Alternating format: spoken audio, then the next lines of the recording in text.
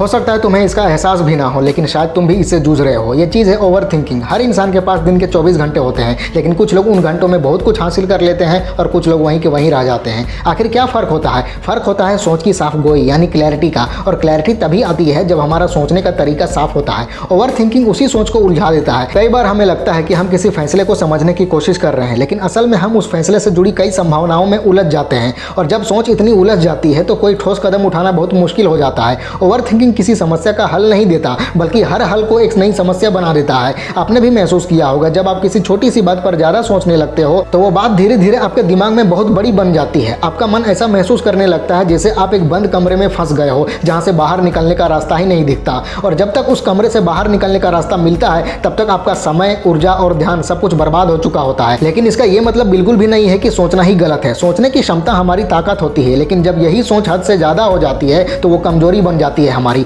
Over thinking की सबसे बड़ी दिक्कत ये है कि ये हमें वर्तमान से काट देता है। हम शारीरिक रूप से एक जगह मौजूद होते हैं, लेकिन मानसिक रूप से कहीं और भटक रहे होते हैं। सामने कोई बात कर रहा होता है, लेकिन हमारे मन में पुरानी बातों की आवाज़ें घूम रही होती हैं। एक बार अर्जुन ने श्री कृष्ण से पूछा था कि ये मन इतना चंचल क्यों है। तब श्री कृष्ण ने कहा था कि मन चंचल होता है, लेकिन अभ्यास और वैराग्य से इसे काबू में किया जा सकता है। अभ्यास का मतलब है लगातार कोशिश करते रहना। इसका मतलब यह है कि जब भी तुम्हारा मन भूतकाल या भविष्य की ओर भागे तो उसे प्यार से वापस वर्तमान में ले आओ। ये किसी एक दिन में नहीं होगा, लेकिन जब भी तुम ये अभ्यास करोगे तो हर बार तुम्हारा नियंत्रण थोड़ा और मजबूत होता जाएगा। एक आसान तरीका तुम आज से ही अपना सकते हो। जब भी लगे कि तुम जरूरत से ज़्यादा सोचने लगे हो तो तुरंत अपने मन को किसी उपयोगी काम में लगा दो, जैसे कि कुछ लिखना, थोड़ी देर टहलना, अच्छा म्यूजिक सुनना या किसी अपने से सकारात्मक बात कर लेना। तुम्हारा दिमाग एक खाली कैनवस की तरह है, उस पर क्या रंग भरने हैं ये तुम्हारे हाथ में है। अगर हर बार तुम उस पर डर, चिंता और अनिश्चितता के रंग भरोगे तो तुम्हारा मन भी वैसा ही महसूस करेगा। लेकिन अगर तुम उसमें कृतज्ञता, ध्यान और सकारात्मकता के रंग भरोगे तो वही मन तुम्हारा सबसे अच्छा दोस्त बन जाएगा।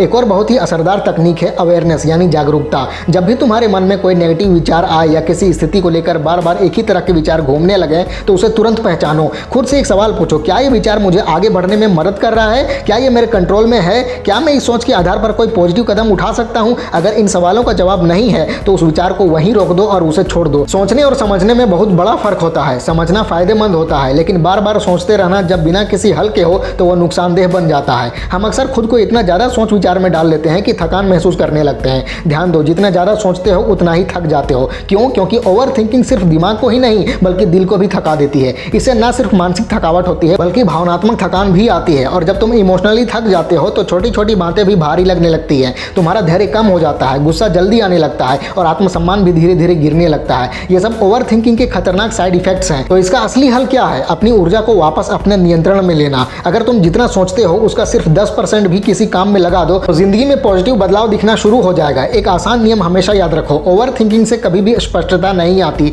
स्पष्टता सिर्फ एक्शन से मिलती है। जब तुम पहला कदम बढ़ाते हो तभी चीजें धीरे धीरे साफ होने लगती हैं। दिमाग तब तक कोई रास्ता नहीं दिखाता जब तक तुम चलना शुरू नहीं करते। एक और जरूरी बात, इस दुनिया में कोई भी इंसान परफेक्ट नहीं है। तुमसे भी गलतियां होंगी, लोग तुम्हारी आलोचना करेंगे, हालात कभी तुम्हारे हक में होंगे तो कभी नहीं। लेकिन अगर तुम ये सोचते रहोगे कि सब कुछ बिल्कुल सही हो तभी शुरुआत करनी है तुम्हें, तो तुम कभी शुरू ही नहीं कर पाओगे। ओवर थिंकिंग हमेशा परफेक्शन की मांग करता है, लेकिन जिंदगी परफेक्शन को नहीं, तुम्हारे एक्शन को इनाम देती है। भगवान ने हर इंसान को कोई ना कोई ताकत जरूर दी है। जरूरत है उस ताकत को पहचानने की और उस पर ध्यान देने की, न कि उन कमजोरियों पर जो हमारे बस में है ही नहीं। हर किसी में कुछ ना कुछ कमी होती है, लेकिन अगर तुम उन कमियों को अपनाना सीख जाओ तो वही तुम्हारी पहचान बन सकती है। ओवर थिंकिंग हमें अपनी कमियों से चिपकाए रखता है। ये स्वीकार नहीं करता, बल्कि हमारे वर्तमान, हमारी खुशी और हमारी तरक्की को नकारता है। अगर तुम हर वक्त अपनी कमियों के बारे में ही सोचते रहोगे तो कभी अपनी ताकत को पहचान ही नहीं पाओगे। वैसा ही है जैसे कोई माली अगर सिर्फ बगीचे की खरपतवार को ही देखता रहे तो उसे फूलों की खूबसूरती कभी नजर ही नहीं आएगी। तुम्हारा मन भी एक बगीचे की तरह है।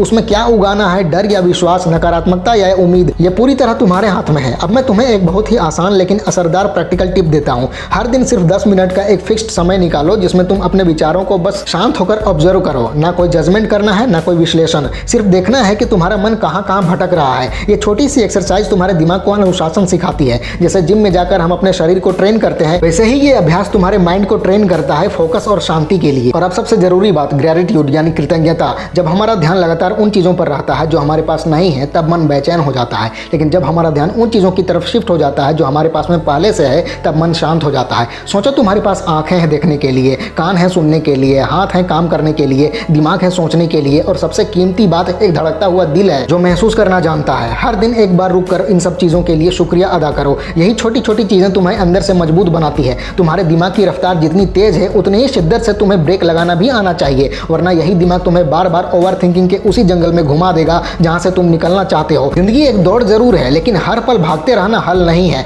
कभी कभी रुकना, सोचना और अपने रास्ते की दिशा को जांचना भी उतना ही जरूरी होता है। इसलिए आज से खुद से एक वादा करो कि जब भी तुम्हारा मन भूतकाल या भविष्य में भटकेगा तुम उसे धीरे से वापस वर्तमान में ले आओगे। तुम जो भी काम कर रहे हो उस पर पूरा ध्यान दोगे। कोई भी विचार तब तक तुम्हारे लिए आम नहीं होगा जब तक वो तुम्हें कुछ करने की हिम्मत ना दे। और सबसे जरूरी बात, खुद से प्यार करना शुरू करो, अपने दोषों के साथ, अपनी यात्रा के साथ और अपने आज के साथ। ओवर थिंकिंग सिर्फ तुम्हारे फैसले लेने की स्पीड को ही कम नहीं करती, बल्कि ये तुम्हारी मानसिक ऊर्जा को भी धीरे धीरे खत्म कर देती है। जब तुम किसी एक ही बात को बार बार सोचते हो, खासकर उस बात को जिसका या तो कोई हल नहीं होता, जिसका हल तुम पहले से जानते हो, तो ये दिमाग को थका देता है। लेकिन उस पर एक्शन लेने से डर की वजह से तुम बस सोचते ही रहते हो। हर इंसान की जिंदगी में कुछ न कुछ समस्याएं होती हैं, लेकिन सभी का प्रतिक्रिया देने का तरीका अलग होता है। जो लोग हर छोटी बात पर ज्यादा सोचते हैं उनका रिएक्शन आमतौर पर बहुत भावुक हो जाता है। ऐसे लोग अक्सर छोटी छोटी बातों को भी अपने दिल से लगा लेते हैं। ओवर थिंकिंग की एक और बड़ी दिक्कत यह है कि ये तुम्हारी कल्पना शक्ति को तुम्हारे ही खिलाफ इस्तेमाल करने लगती है। जहां कुछ लोग अपनी इमेजिनेशन का इस्तेमाल नए विचारों और रास्तों को बनाने में करते हैं, वहीं एक ओवर थिंकर उस कल्पना का इस्तेमाल सबसे बुरी स्थिति सोचने में करता है। एक छोटी सी गलती भी उसे बहुत बड़ी लगने लगती है और ऐसा लगता है जैसे अब कुछ भी नहीं बचा।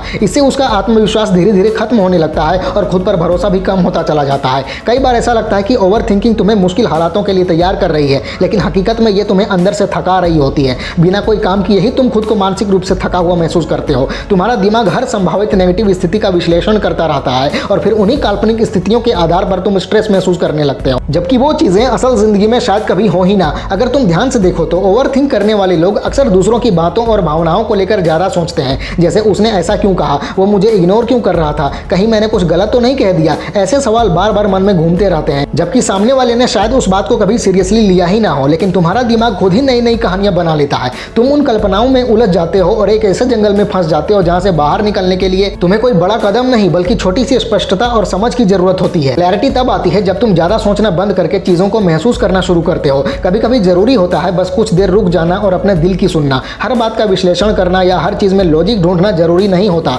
कुछ बातें हमें सिर्फ अनुभव से समझ में आती हैं और कुछ बातें वक्त के साथ धीरे धीरे साफ होती हैं। जब तुम ओवर थिंक करते हो तो तुम अपना वर्तमान खो देते हो। तुम्हारा दिमाग या तो बीते हुए कल में अटका होता है या आने वाले कल की चिंता में डूबा होता है, जबकि तुम्हारा शरीर इस वक्त इसी पल में होता है। और जब माइंड और बॉडी अलग अलग दिशाओं में चलते हैं तभी तनाव, बेचैनी और चिड़चिड़ापन शुरू होता है। तुम बाहर से कुछ कर रहे होते हो लेकिन अंदर से किसी और ही दुनिया में उलझे होते हो। जब भी कोई फैसला लेना होता है ओवर थिंकिंग तुम्हें इतना उलझा देती है कि तुम किसी ठोस नतीजे पर पहुंच ही नहीं पाते। सोचते सोचते तुम इतना टाइम ले लेते हो कि फैसला लेने का सही मौका ही निकल जाता है हाथ से। तुम बस सोचते ही रह जाते हो और एनालिसिस पैरालिसिस में फंस जाते हो, यानी इतना ज्यादा विश्लेषण करते हो कि कुछ भी तय कर पाना नामुमकिन हो जाता है। सोचने से फैसले बेहतर हो सकते हैं, लेकिन जरूरत से ज्यादा सोच कभी कभी फैसले लेना ही असंभव बना देता है। ओवर थिंकिंग का एक और खतरनाक असर यह होता है कि तुम्हारा भरोसे का सिस्टम कमजोर हो जाता है। तुम ना तो खुद पर भरोसा कर पाते हो, ना दूसरों पर, और ना ही जिंदगी के नेचुरल फ्लो पर। तुम्हें हर चीज पर कंट्रोल चाहिए होता है और जब कुछ तुम्हारे कंट्रोल में नहीं होता तो बेचैनी और घबराहट बढ़ने लगती है।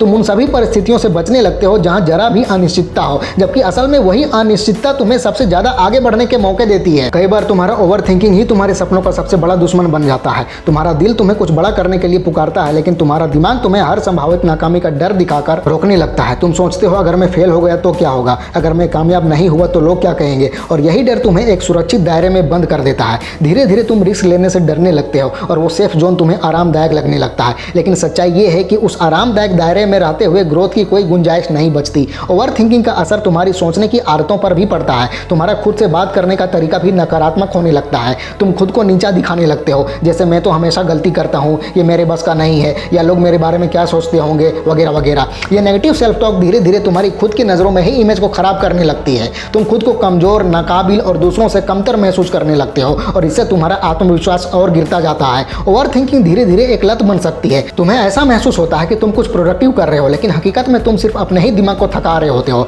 तुम्हें लगता है कि तुम अच्छे से प्लान कर रहे हो, जबकि वास्तव में तुम अपने डर को और ज़्यादा ताकत दे रहे होते हो। और ये ओवर थिंकिंग की लत धीरे धीरे तुम्हारी जिंदगी के हर हिस्से में असर डालने लगती है, चाहे वो रिश्ते हो, करियर हो या फिर तुम्हारी सेहत। अगर तुम गौर से देखो तो ज़्यादातर ओवर थिंक करने वाले लोग परफेक्शनिस्ट होते हैं। उन्हें हर चीज़ बिल्कुल सही चाहिए होती है, हर सवाल का जवाब चाहिए होता है, लेकिन जब वो जवाब नहीं मिलते तो उनका तनाव और चिड़चिड़ापन बढ़ने लगता है। सब कुछ परफेक्ट करने की चाह में वो किसी भी चीज़ की शुरुआत ही नहीं करते। वो हमेशा तैयारी करते रहते हैं, लेकिन कभी असली कदम नहीं उठाते। इस तरह वो जिंदगी में आगे बढ़ने के बजाय उसी जगह पर अटके रह जाते हैं। ओवर थिंकिंग थिंकिंग अपने आप में तुम्हें कमजोर नहीं बनाता, लेकिन अगर तुमने इसे समय रहते कंट्रोल नहीं किया तो ये धीरे धीरे एक कमजोरी में बदल सकता है। जरूरी है कि तुम ये समझो कि जिंदगी में हर चीज तुम्हारे कंट्रोल में नहीं हो सकती। कई बार तुम्हें भरोसा करना पड़ता है खुद पर, उस प्रोसेस पर जिसे तुम गुजर रहे हो और पूरी जिंदगी पर। हर फैसला परफेक्ट नहीं होता, लेकिन हर फैसला तुम्हें कुछ ना कुछ सिखाता जरूर है और यही सीख तुम्हारे अंदर ग्रोथ लाती है। इसका एक सादा सा उपाय है, तुम्हें अपने दिमाग के भीतर एक ऑब्जर्वर बनने की आदत डालनी होगी। जब भी तुम्हारा माइंड बेवजह सोचने लगे तो एक कदम पीछे हटो और खुद के अंदर झांक कर देखो। सोचो, मेरा दिमाग अभी उन बातों पर जा रहा है जो मेरे कंट्रोल में नहीं है और जिनका कोई फायदा भी नहीं है। इस तरह की समझ तुम्हें अपने विचारों से थोड़ी दूरी बनाने में मदद करेगी। याद रखो, तुम्हारा दिमाग तुम्हारा नौकर है, मालिक नहीं। फैसला तुम्हारा है कि कौन से विचारों को ताकत देनी है और किन्हें नजरअंदाज करना है। मेडिटेशन, जर्नलिंग और फोकस के साथ किया गया काम, ये तीनों टूल्स ओवरथिंकिंग को बहुत हद तक कम कर सकते हैं। जब तुम अपने विचारों को कागज पर उतारते हो तो तुम्हें अपने अंदर की उलझनों को साफ देखने का मौका मिलता है। डेली मेडिटेशन से तुम्हारा मन शांत होता है और अनावश्यक विचारों की रफ्तार धीमी पड़ती है। जब तुम किसी काम में पूरी तरह से ध्यान लगाकर उसे करते हो तो तुम्हारा मन वर्तमान में टिकता है और यही वर्तमान में होना तुम्हें ओवरथिंकिंग से बाहर निकालता है। आखिर में तुम्हें खुद से यह स्वीकार करना होगा कि तुम हर चीज के लिए जिम्मेदार नहीं हो, तुम हर समस्या का हल नहीं निकाल सकते और तुम्हारे लिए हर स्थिति को कंट्रोल करना जरूरी भी नहीं है। कई बार चीजों को जाने देना ही असली ताकत होती है तुम्हारी। सच्ची ग्रोथ तब होती है जब तुम अपने डर के बावजूद कदम उठाते हो। सोचते रहना जरूरी नहीं है, उससे ज्यादा जरूरी है कुछ करना।